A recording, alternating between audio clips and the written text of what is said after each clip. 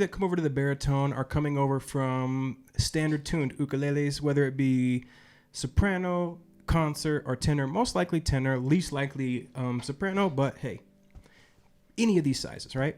So you think in your mind when you see this shape, you see a G chord, C chord, F chord. There's 4 easy ways that you can learn right now to go ahead and jam with those standard tuned ukuleles. Okay, so before we jump in, we do a new baritone tutorial on the first Wednesday of the month, sometimes the second Wednesday of the month. New ukulele every Wednesday, Saturday, guitars on Monday. Subscribe, become a Patreon, printable tabs for every single lesson. You'll see links in the notes. And subscribe at the very least and learn with us. Okay, so let's go ahead and break it down. So the first thing we're going to want to learn how to do is how to strum along with what we played earlier. Now, if you do the exact same shapes, you're going to be playing different chords. So what you have to know is how to find the chord shapes that you're going to play. The good news is, the way the baritone is tuned, you're actually going to use the same shapes, just not the exact same shapes for the exact same chords. Let me explain what I mean. The very first thing I'm going to do is I'm going to show you how to count to get these chords, but then the progression we played on the standard ukulele was G, C, D, G. So we want to replicate on the baritone. The C chord, if we want to know what shape it is on the baritone, you have to count down 5 steps. Well, really, you should reverse engineer it because we want to know what a G is on here. So if we start with the G and we count up G sharp, A sharp, B, C.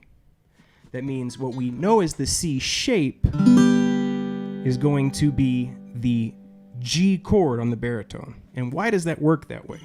Well, if you put a capo on the 5th fret of your baritone, you get G, C, E, A, which is the standard tuning of a regular ukulele, which means this is a C chord the same way it would be just a regular C on a regular ukulele, which would mean this is a B chord, which would mean B flat, A flat, G. And we're reverse engineering that. Because the next chord we want to figure out is the C shape. So if we're going to use the counting method, we would count up 5. We go C, C sharp, D, D sharp, E, F. It means the F shape will be our C chord. And again, we can reverse engineer this as well, right?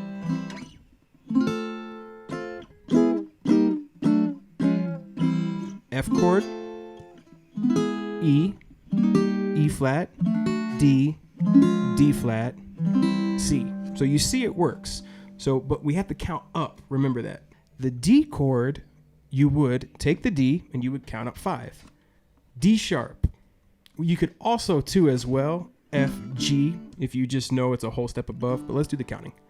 D, so you get D sharp, E, F, F sharp, G. So the G shape is actually a D chord for our baritone. So you take that progression, G, C, D, count up 5 notes for each of those chords, then write down those chords, and then we apply those shapes, but now those shapes would actually be G, C, D, G. And that works with any chord shapes. It also works with the minors. Let's say you want to figure out how to play an A minor. So you start with your A and you count up 5. A sharp, B, C, C sharp, D. So what you know to be a D sharp, you just plug in that shape, will actually be an A minor. Start with the chord you want, count up 5 notes, then you'll find that shape.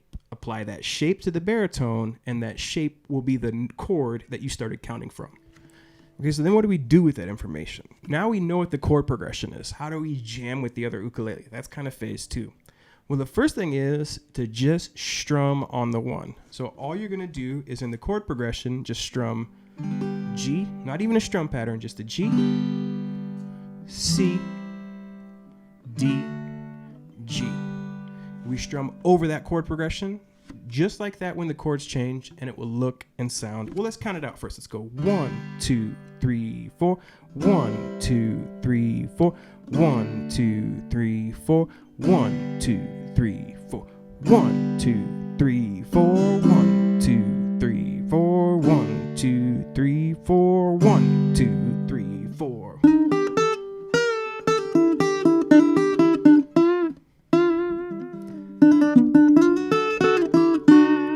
Okay, so the next one is to try to copy the strum pattern.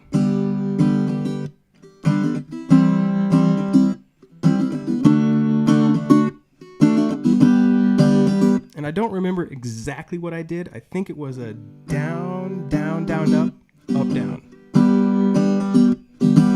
Down, down, down, up, up, down. Down, down, down, up, down. Down, down, down, up, down. Down, down, down, up, down. I think that's what it was. So we're going to go ahead and let's take it slow over the baritone first. Down, down, well, down, down, down, up, up, down, down, down, down, up, down, down, down, down, up, down, down, down, down, up, down, down, down, down, up, down, down, down, down, up, down, down, down, down, up, down, down, down, down, up, down. That would be the strum pattern that we played with the other one. Now, let's say hypothetically, because I don't remember exactly what I played, let's say that's not even close. You can feel out the first part of the strum pattern. We can just do like a down, down, down, up, down, down, down, up, down, down, down, up, down, down, down, up.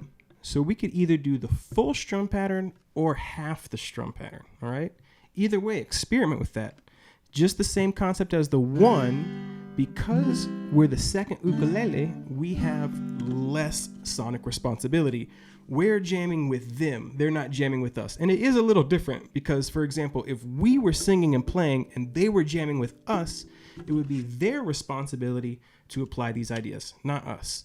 But because we're the second ukulele, it's our job to add to the song. But you don't want to over add because if you put too much spice in, you're going to ruin the jam. There is literally nothing worse than a drummer that doesn't listen to the other musicians, all right? The same thing kind of applies here. If I'm not listening to what the other people are playing, I'm going to ruin the jam really quickly.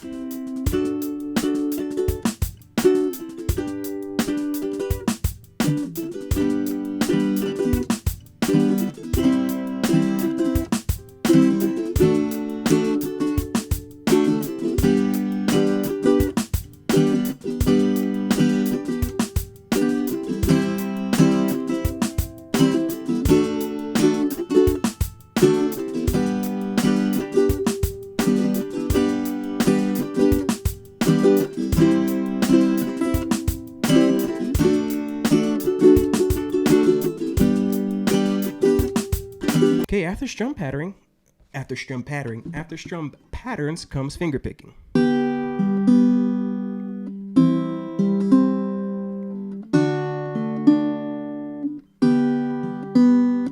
We're going to do just a really basic one. 1, 2, and. And I'm going to pluck the 1 string. I'm going to pluck the open D, the B, and the G together. 1. Then my thumb is going to drop down to the G string on the 2 beat, and my index finger will play the B on the and. 1, 2, and. 1, 2, and 3, 4. 1, 2, and 3, 4. 1, 2, and 3, 4. 1, 2, and 3, 4. 1, 2, and 3, 4. 1, 2, and 3, 4. 1, 2, and 3, 4. 1, 2, and 3, 4. If you're better at finger picking, you can also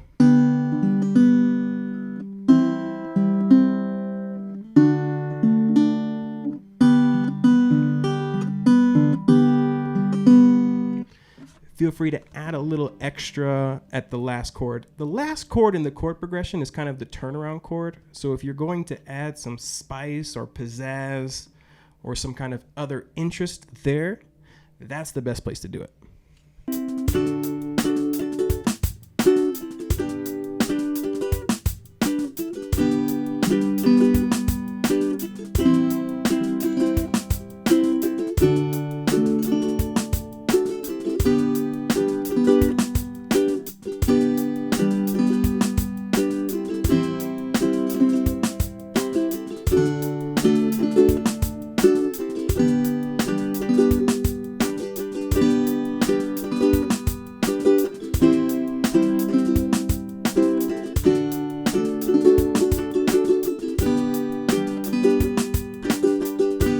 thing we can do is experiment with other chord shapes. So we have another G chord right here, which is 5, 3, 5, 4, 3, 3. We have another C, which would be 5, 5, 5, 7. 5, 5, 5, 8. Move that up a whole step to 7, 7, 7, 10. We have a D.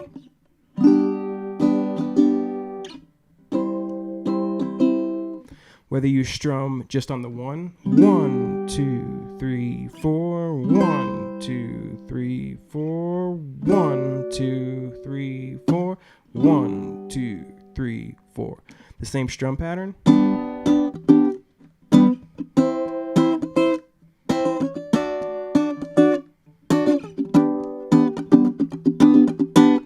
Finger picking.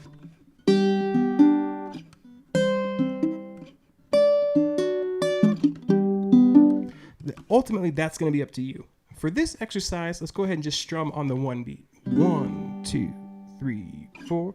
1, 2, 3, 4. 1, 2, 3, 4. 1, 2, 3, 4.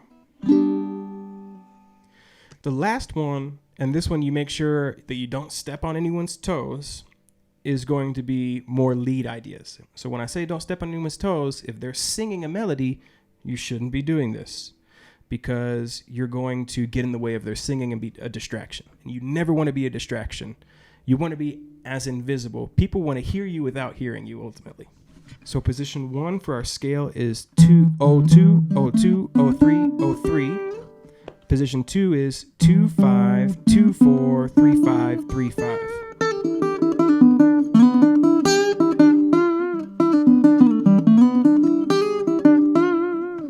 So let's pretend there's a break in the melody and no one's singing and we have full reign. We can really do any of that pentatonic that we want over those 3 chords. Aiming for chord tones is going to tighten yourself up. You could also use arpeggios if you want, or a mixture of them, or the major scale too.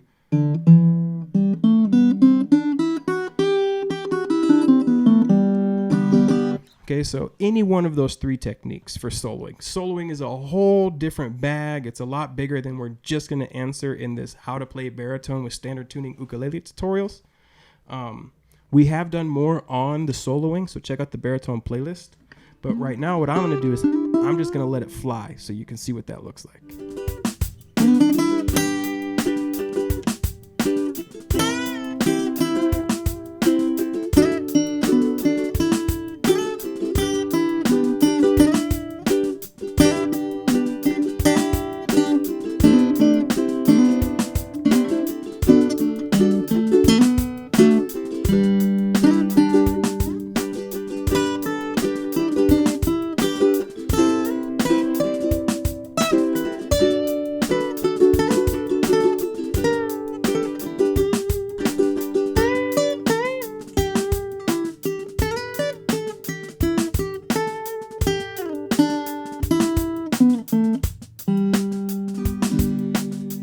All right, and there you have it. 4 techniques. The first thing you have to do is figure out your chord shapes.